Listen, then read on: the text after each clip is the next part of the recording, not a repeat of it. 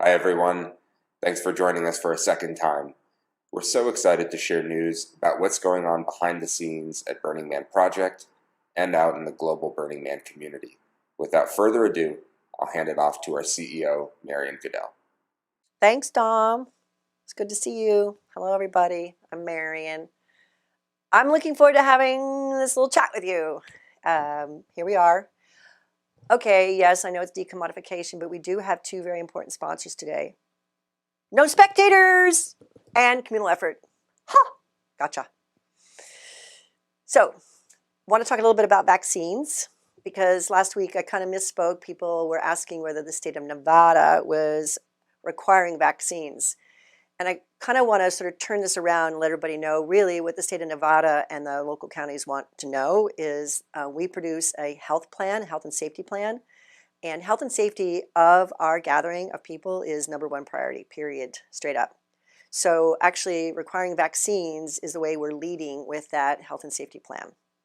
And we are super aware, and thank you for your feedback, and we are weighing the gravity of what that does. And we know that challenges the concepts of radical inclusion, but at this point, we kind of look at the 10 principles as like a body of work, and civic responsibility weighs in there heavily. But at this point, yes, you're right. International folks have not really had the access. And kids, yeah, that's not quite been figured out yet. There are plenty of people that are challenging whether it's even necessary. And there are many people with health challenges that may feel that this is not the right thing for them.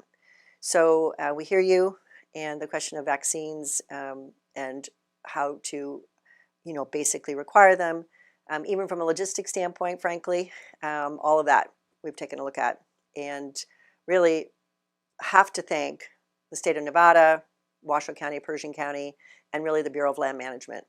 At this point, the government agencies involved in collaborating with us have been really super supportive and super helpful.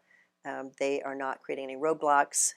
We're all looking at the resources and how to make this happen and get it done, and they're all super supportive. I'd love to shout out to, hey, the globe, right? Everybody, where you're all from, pretty much everywhere.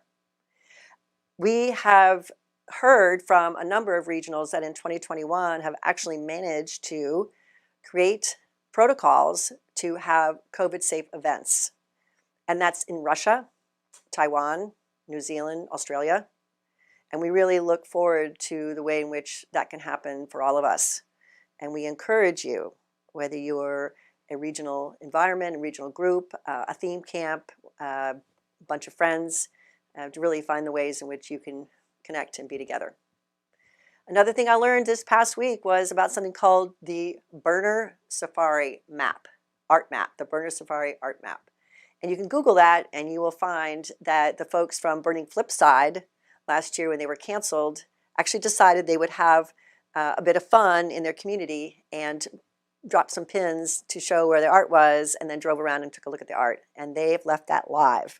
So if you want to drop the art that you have out in your community, the things that you'd like people to see globally that is Burning Man related art, go ahead and take a look. One of the really sweet stories that I learned about was the Kairan burn. And that's our friends in Japan who started with a project that was sort of like almost like chain mail, something that goes to the next person, or like the exquisite corpse, if you know what that is, where you start a piece and then someone else adds to the piece and it moves to the next one. And so they took these 3 pieces and they mailed them from person to person. And at the end, there were 3 simultaneous burns of this collaborative art. And then they webcast it and web streamed it for each other. And so the community built art together and did not all gather together and made that happen. And we're hearing examples of this kind of thing all over the world. And we want to encourage you to keep this up. No matter what it is, you can make it happen. And we're here to support you. And one of the places I want to kind of give everybody a little pointer towards is the Burner Profiles. Burner Profiles is the tool that we use. It's your gateway in order to get Burning Man tickets, your gateway for questionnaires, for theme camps, for art projects. And we also have a little area in there called Sparkly Things, where we have an idea and a question where we'd really like to have a dialogue with you all and get some info. We have a lot of global offshoots and entrepreneurial culture that's coming right out of the Burning Man culture. So we are looking for your stories about like-minded initiatives, because right now, honestly, we have a chance to map all the potential impact for the Burning Man culture, and we really want to hear from you. So visit your burner profile and look at Sparkly Things, and so go in there and give us a story and tell us what you're up to. And so, you know, hey, this is the journey we're on. We're in it together. This is not about any one of us. Going out to Black Rock City in the desert really is something that we all do together. And we need all of us ready to do that and have the energy and the, you know, the spirit to do it together.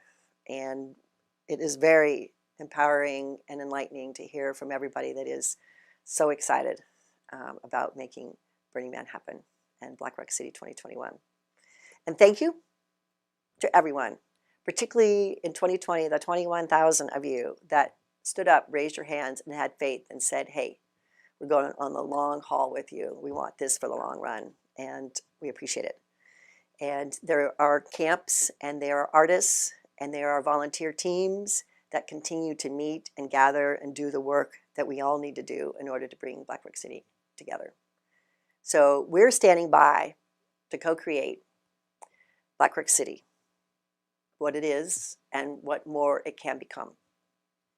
And yeah, here we go, out into the great unknown together. Thanks everybody, really appreciate it. Thanks a lot. Dom, nice to hear from you. Back to Dom. Thanks for all of that information, Marian.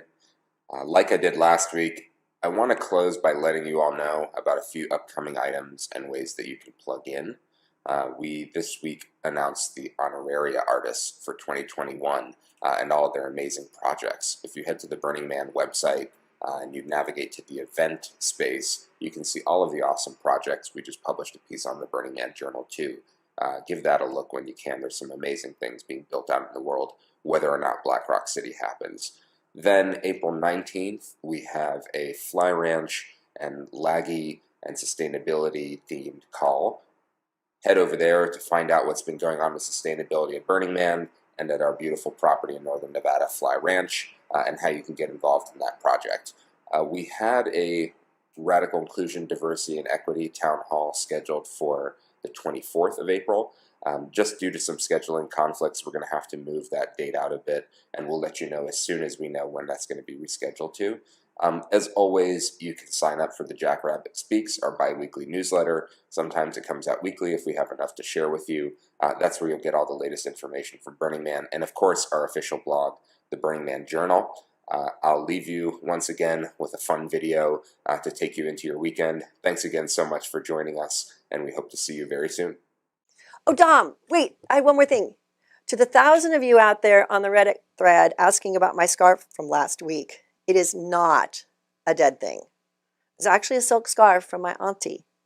So yeah, thanks for the questions.